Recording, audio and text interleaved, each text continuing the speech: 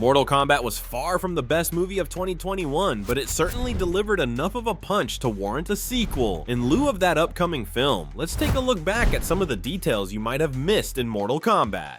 First up, you may remember some pretty cool murals in Raiden's temple, but perhaps you didn't notice that one depicts Shao Kahn, the villainous emperor of Outworld, wielding the Wrath Hammer and wearing his iconic skull mask. Kahn doesn't appear in Mortal Kombat, but he will be present in the sequel, played by Martin Ford. In the original video games, the voice of Shao Kahn proclaims fight-ending phrases like fatality and flawless victory. In the film, that's not the case, and so instead it's the fighters who utter various classic lines from the game, like Kano wins and the classic exclamation of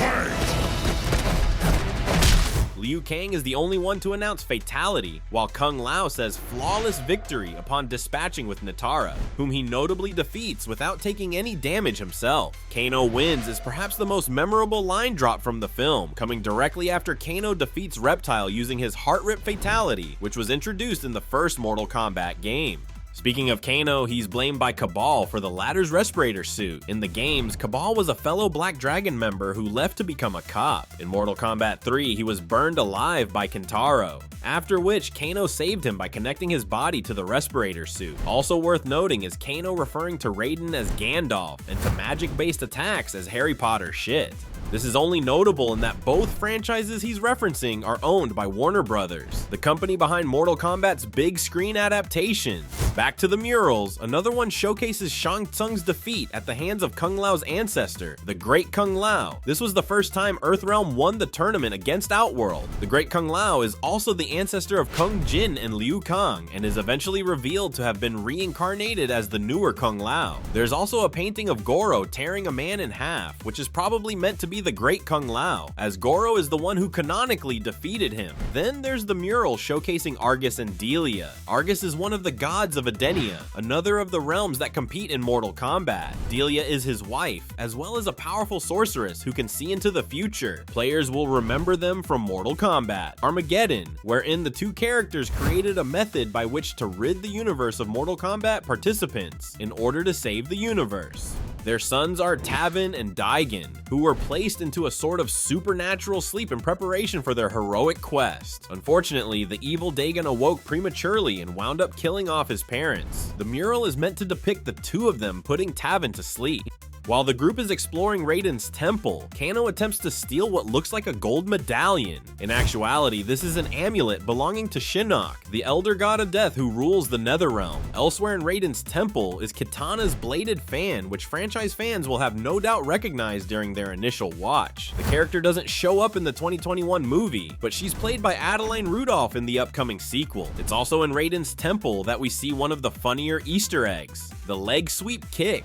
Less adept players and newbies to the fighting game often rely on this trick, as it's easy to do and challenging to dodge. In fact, players will often be found relying on the move in order to win many of their battles, at least if they're not skilled enough for more advanced maneuvers. This can't be said of Liu Kang, who uses the trick multiple times to take down Kano. This spamming of the sweep kick is done to prove a point about Kano's abilities and not Liu Kang being an inexperienced fighter. It results in a great line from Kano, who quips, "That the only move you know, mate?" While fighting Cabal, Liu Kang executes his trademark bicycle kick, another famous move from the video game franchise. He even performs a variation on the high-pitched yell that the character is known for while attacking. Another fun detail for dedicated fans was the naming of Reptile, whom Shang Tsung refers to as Syzoth when he orders Mileena to unleash the murderous Saurian upon the champions of Earthrealm. Syzoth is the name Reptile is given by Raiden in Mortal Kombat X, wherein he is a part of Kotal Khan's plans to usurp Mileena from the throne vacated by his former master, Shao Kahn.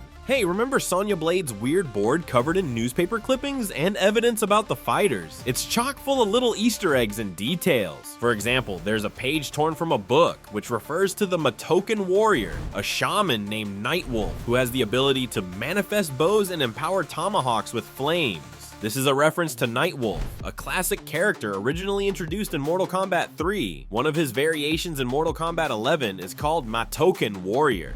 Then there's the Kotal Khan bust that's seen in a photo on Sonya's conspiracy board. The former emperor of Outworld is the last surviving warrior of Osh-Tek, which was conquered by Shao Kahn. According to Mortal Kombat lore, Kotal Khan was worshipped by the Mayans as their god of war and influenced much of their culture. The sculpture is technically one of Baluk Chabtan, the Mayan god of war. Another photo shows an urn with a horned centaur, referencing the Mortal Kombat 3 character Motaro. The character could very well show up in a future installment, perhaps even in Mortal Kombat 2. He previously showed up on the big screen in the original, much derided Mortal Kombat sequel, 1997's Annihilation, where he was portrayed by Daron McBee. The board also shows that Cole has an impressive history as an MMA fighter, and Jax refers to him as the man who took the belt from Eddie Tobias. That name is a pretty clear reference to the creators of Mortal Kombat, Ed Boon and John Tobias. Speaking of Jax, when he's searching for Sub-Zero, just before his shattering defeat, Jax passes by a button combo written on the wall. The graffiti reads down right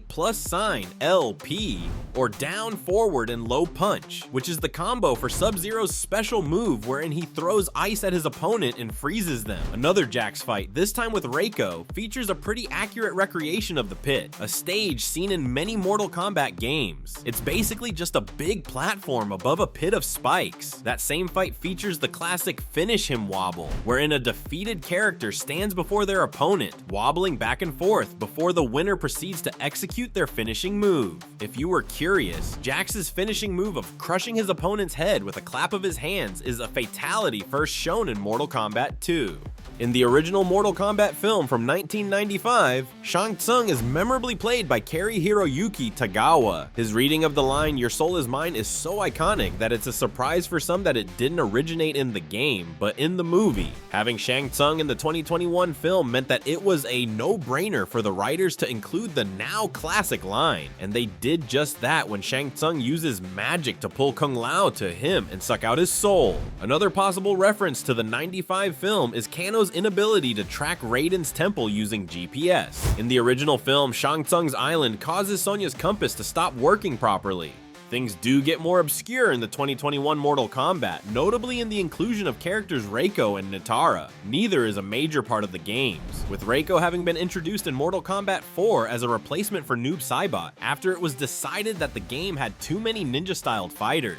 Nitara, meanwhile, is a vampire who first appeared in the 2002 game, Deadly Alliance. Speaking of Noob Saibot, that character seems to be referenced that when B-Han, aka Sub-Zero, takes off his armor during the final fight, resulting in him having a black costume, much like his reincarnated Shadow Wraith form. Finally, we have to call out an early shot from the fight between Scorpion and Sub-Zero. This shot mimics the look of the actual gameplay from Mortal Kombat, wherein the two combatants begin on opposite sides of the screen in profile to the player. It's a fairly subtle reference, and one that showcases just how hard the production worked to pay tribute to the games. The fight continues when Mortal Kombat 2 releases in theaters on October 24th. Are you excited? Is there anything in the 2021 film that you noticed but we missed? Let us know in the comments, and thank you for watching ScreenRant.